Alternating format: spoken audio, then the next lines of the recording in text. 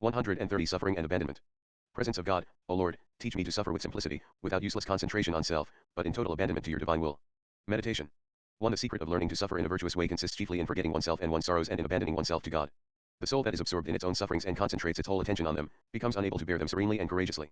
Sufficient for the day is the evil thereof, Mt 6:34, said Jesus, thus teaching us to bear calmly, day by day, moment by moment, whatever sorrows and crosses God places in our path, with no thought of what we suffered yesterday, no worry about what we shall have to endure tomorrow.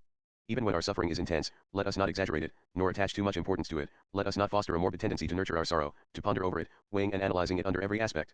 To act in this way would result in the paralysis of our spirit of sacrifice, of our ability to accept and to act, and would make us useless to ourselves and to others. One who is oversensitive and preoccupied with his own suffering, often becomes insensible and indifferent to the suffering of others. In order to resist these selfish tendencies which have been rightly defined by Father Faber as the worm of Christian sorrow, we must forget ourselves, go out of ourselves and our own sufferings, become interested in the sufferings of others and endeavor to alleviate them. This is a very effective way to regain in times of discouragement the strength to bear our own crosses. We should be mindful of the truth that we are never alone in suffering, that if our sufferings are great, there are always those who suffer incomparably more than we. Our troubles, often enough, are but a drop compared to the sea of sorrows in which mankind is engulfed, and are practically non-entities in comparison with the passion of Jesus. Those who are overly concerned with their own troubles eventually become exasperated by them. Drowned in their sorrows, they stifle every impulse to generosity. By contrast, those who know how to forget themselves, maintain their equilibrium, and take greater thought for others than for themselves. They are always open to charity and generosity toward God and their neighbor. These are simple souls who, because they are unmindful of themselves, can bear suffering magnanimously and derive much profit for their own sanctification. Despite all our efforts to escape our own misery and to forget our troubles, we may go through moments of such profound anguish, such impenetrable darkness, that our poor soul does not know how to emerge from it, especially when the horizon, instead of becoming brighter, grows darker and more threatening. At such times there is only one thing to do, to make a leap in the dark, abandoning ourselves entirely into God's hands. We are so helpless and weak that we always need some place of refuge. If we are to forget ourselves and stop thinking about our own concerns, we shall need someone who will sustain and think of us.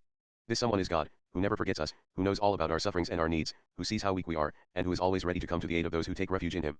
Of course, we can look for a certain amount of consolation and help from creatures, but let us not deceive ourselves. People will not always understand us, nor will they always be at our disposal.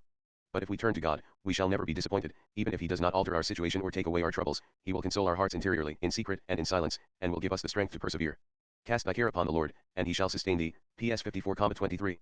This is the attitude of abandonment which we should have in times of suffering, and which we should intensify as our sorrows increase. If our spirit of abandonment is proportionate to the depth of our sufferings, then we shall not lose their merit. Many souls exaggerate their sufferings, dramatizing them because they cannot see God's paternal hand in them, because their faith in his divine providence is not sufficiently strong, and therefore, they are unable to abandon themselves to him with complete trust. If our life and all its events, even the most painful ones, did not rest in God's hands, we should have reason to fear, but since everything is always in his hands, our fears are groundless and we should not be dismayed. A soul who is confident in God and abandons itself to him can remain calm in the midst of great trials, can accept even tragic occurrences with simplicity, and suffer serenely and courageously, because it is always supported by God. Colloquy. O Lord, grant that I may never cease to turn to you, and to look only at you. In consolation or desolation I shall run to you, stopping at nothing else. I shall run so quickly that I shall have no time to look at anything, nor to see the things of earth, because my pace will be so rapid.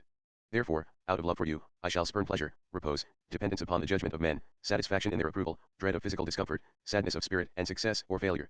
In a word, I shall spurn everything that is not God. I realize that my crosses have been permitted and willed by you, my God, to teach me to trust in you in spite of everything. O God, be my sole strength in fear, weakness, and distress, be my confidant, or rather my confidence. Divine guest, dwelling within me, on the throne of my heart, abide with me as my protector. You alone have dominion and power over my whole being, you alone are its love. Why should I worry or fear? All is yours, O God, and you will take care of my wants and provide for them. You are infinite love, and you love the works of your hands more than they can know and love themselves. Who would dare question your power, or the loving, providential care you bestow on your creatures from all eternity, and with the efficacy of your love? I believe that all you do and permit is for my good and my salvation, and I abandon myself to your guidance with love and trust, and without anxiety, fear, or calculation, but M. Teresa Byron.